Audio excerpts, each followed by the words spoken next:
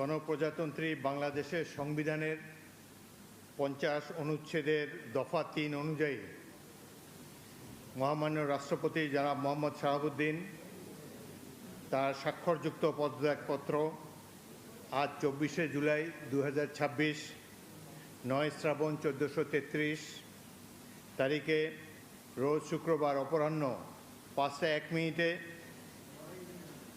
আমার নিকট পদত্যাগপত্র দাখিল করেছেন। ফলশ্রুতিতে সংবিধানের 54 অনুচ্ছেদ অনুযায়ী আমি রাষ্ট্রপতির দায়িত্ব গ্রহণ করেছি। পদত্যাগপত্রটি আমি গ্রহণ করেছি এবং জাতীয় সংসদ সচিবালয়ের রেকর্ডে সংরক্ষণ এবং প্রয়োজনীয় প্রশাসনিক কার্যক্রম গ্রহণের জন্য নির্দেশ প্রদান করা হলো।